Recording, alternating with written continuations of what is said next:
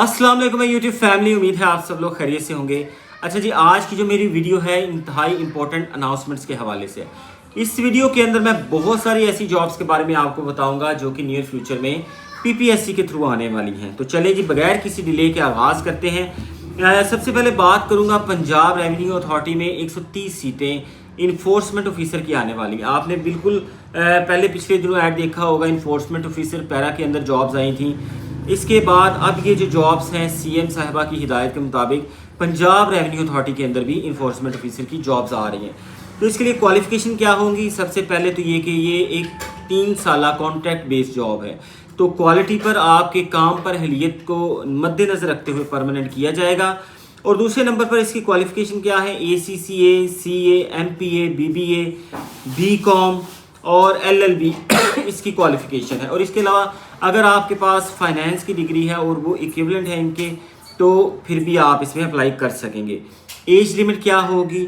25 से लेकर 35 साल plus 5 year general age relaxation मिलेगी मेल्स को, और बन जाएगी एज ही आपकी 40 ईयर्स। उसके बाद फीमेल्स की एज जो है वो 43 ईयर्स है। इसमें 25 ईयर्स से लेकर 35 साल की जो खवातीन है प्लस 8 ईयर जनरल रिलैक्सेशन, तो 43 साल तक जो है गर्ल्स इसमें अप्लाई कर सकती हैं। तो जी, एज लिमिट के हवाले से तो काफ़ी ज़्यादा मार्जिन है कि अच्छा खासा इसमें तगड़ा कंपटीशन होने के चांसेस है।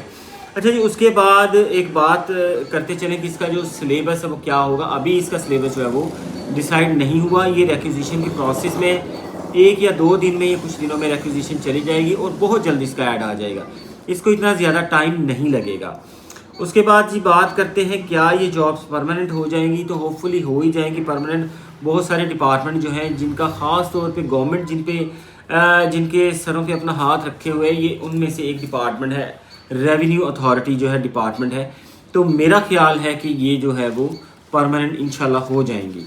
और इसका सिलेबस क्या होगा? सिलेबस, क्योंकि इसमें लॉ का सब्जेक्ट है, फाइनेंस के सब्जेक्ट्स हैं, तो इस हवाले से इसका जो सिलेबस है वो मिक्सअप होगा। 3 या 4 सब्जेक्ट्स जो हैं मिला के उनको ये सिलेबस बनाया जाएगा और 20 नंबर का इसके अंदर जनरल नॉलेज भी होगा। इसके बाद बात करते हैं जी, नेक्स्ट जो सीट्स आने वाली हैं वो है PMS की। उसकी PMS की जो सीट्स हैं, जनरल सीट्स जो आने वाली हैं, बहुत सारे लोग इसके बारे में क्वेश्चन पूछ रहे थे। तो इसकी भी जी 50 तक तादाद है। 50 से थोड़ी ज़्यादा हो सकती हैं, कम हो सकती हैं।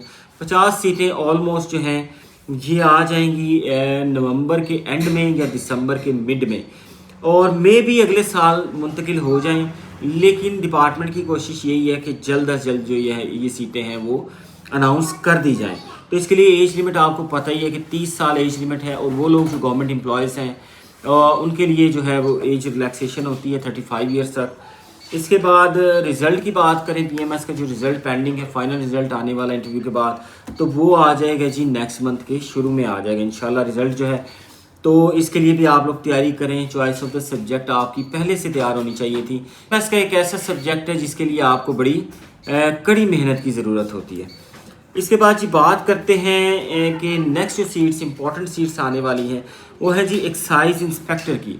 ये 40 से ज़ायद सीटें एक्साइज इंस्पेक्टर की डिवीज़न वाइज होंगी, डिवीज़न के हिसाब से होंगी। तो इस तरह से कोई इतनी ज़्यादा सीटें गुजरांवाला या इधर उधर इतनी ज़्यादा किसी और डिवीज़न की नहीं होंगी। लाहौर की ज़्यादा सीटें होंगी, बाकी डिवीज़न की सीटें थोड़ी सी कम होंगी। 40 को आपने 10 डिवीजन पे डिस्ट्रीब्यूट करना है, लेकिन 2-2, 3-3, 4-4 सीटें होंगी इतनी। लेकिन फिर भी एक अच्छी अपॉर्चुनिटी, आपको कोशिश करनी चाहिए कि आप इसमें अच्छी कारकर्दगी दिखा सकें।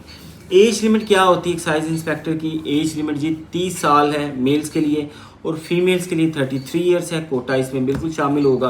और डिग्री कौन सी रिक्वायर्ड होगी आपके लिए? ग्रेजुएशन की डिग्री साइंसिस में हो या सोशल साइंसिस में हो तो आप इसमें अप्लाई कर सकते हैं। एक चीज़ मैं वाज़ा कर दूं, गवर्नमेंट एम्प्लॉयज़ के लिए एज रिलैक्सेशन वाला जो फैक्टर है वो इसमें नहीं आएगा। सिर्फ इसमें वही लोग अप्लाई कर सकते हैं जो कि 30 साल एज लिमिट के अंदर फॉल करते हैं।